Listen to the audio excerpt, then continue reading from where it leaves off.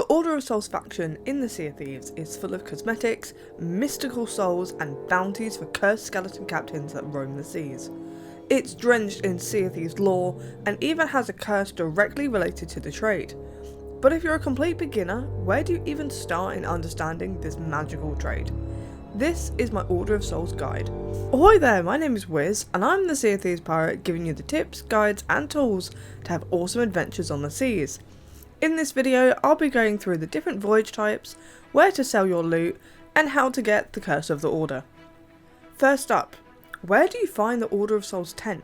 You'll be looking for a building that is just around the corner from the fountain. If you need help, there are signposts all around the outposts and ports that will tell you which direction to head in. Next, what is there to do? In the Order of Souls faction, there are two dedicated voyage types, bounties and ghost fleets. That being said, the higher you rise in the reputation of the trade, the more raid voyages will unlock when you expand how you interact with the world around you. To begin any of the voyage types, head over to your ship, stand by your captain's table and choose the Order of Souls trade to represent. Here you'll see the different options on the left hand side. Bounty voyages are all about taking down and defeating the cursed skeleton captains on the parchment paper in your quest wheel. You'll either be given a singular captain or up to 4 of them depending on your level. The voyage paper will state which island you need to sail to and whereabouts you can find the captains. When you reach the island, you'll begin to hear music that grows louder the closer you are to the horde of skeletons.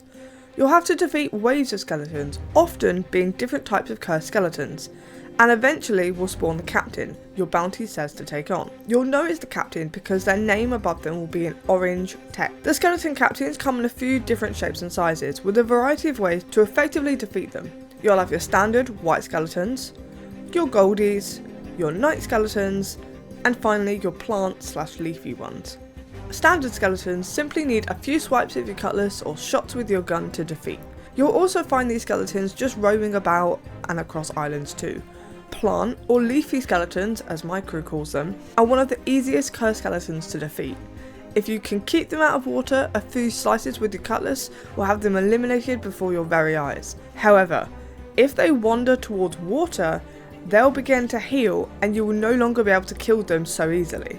It's also worth pointing out that if you are caught in the storm whilst having leafies in front of you, the rain will also heal them. So if you're on a large island for example, I would try to lead them to a cave where they can't be affected. They are also resistant to gun damage, so for all you double gunners out there, you might want to swap out for a sword.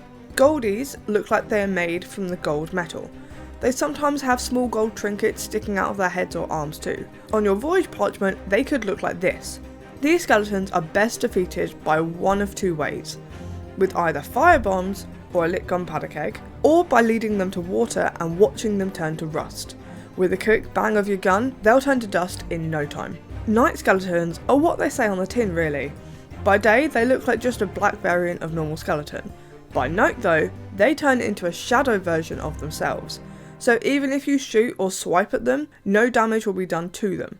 However, with a quick flash of your lantern held out, you'll be able to bring them back to their former daytime selves, and they'll be defeated in no time. Once you have claimed your bounties, each captain will drop a skull.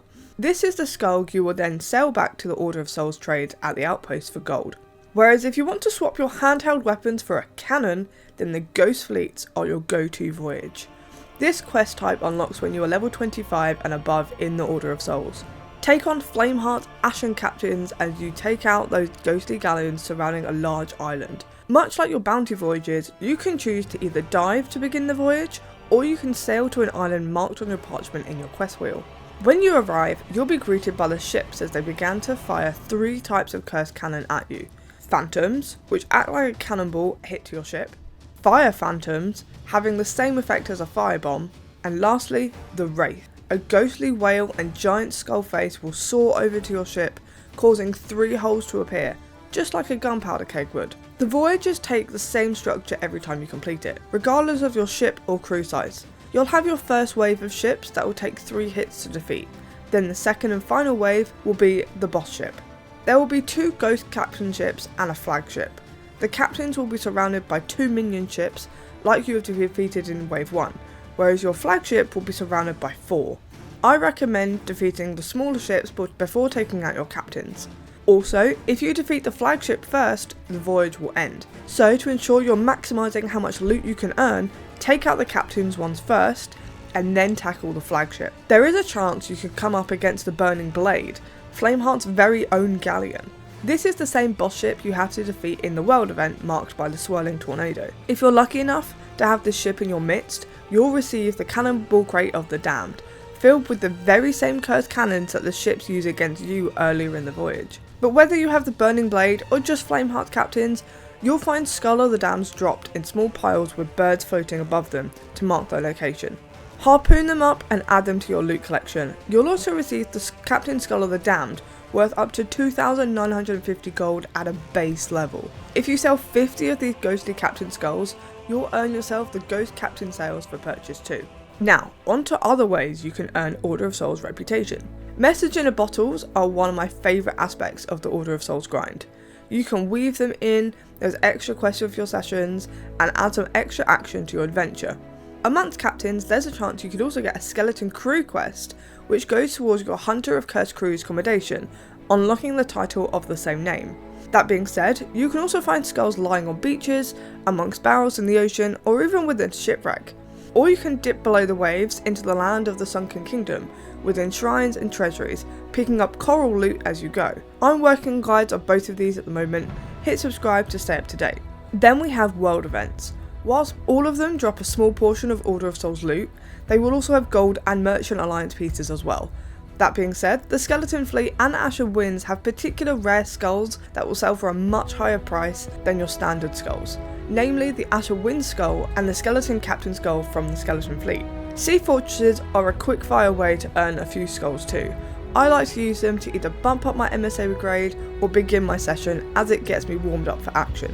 That being said, you might have the loot literally spawn upon you when a skeleton ship rises from the waves next to you or a megalodon roars and begins to circle your ship. Both of these events drop skulls, give you emissary grade boost, and contribute to various combinations too. So how do I earn gold? To earn even more gold than your standard base rate, you can purchase an emissary license at level 15 in Gold Hoarder, Order of Souls and Merchant Alliance. Once you purchase your flag for each of the trades, you are free to put up your flag whenever you would like. By representing the Order of Souls trade and ranking up your emissary to grade 5, you'll earn a tidy 2.5 bonus on whatever skulls you sell. You'll also be able to unlock the emissary quest, which will take you to even more islands with captains to defeat. Something to note however is if you choose to lower your flag or you are sunk before the emissary quest is completed, you will lose the maps available to you. It's a high risk, high reward situation. And finally, the Curse of the Order. There is also another way you can show your allegiance to the Order. Taking on the Tall Tale, the Cursed Rogue, brings you along the journey of Captain Briggsy and her adventures on the seas. Upon completion of the Fateful Memories commendation, whereby you have to complete the tool 5 times and read all of the journals, you'll unlock this mystical curse, just like all of the outpost traders for Order of Souls have. For me personally, Order of Souls is my favourite trade. With thousands of hours poured into this game, I still love nothing more than taking on a crew of skeletons, all in the name of the Order. If you found this guide helpful, subscribe for more Sea of Thieves tips, guides and tricks. I'd love to know which part of the Order of Souls journey is your favourite too. Comment below.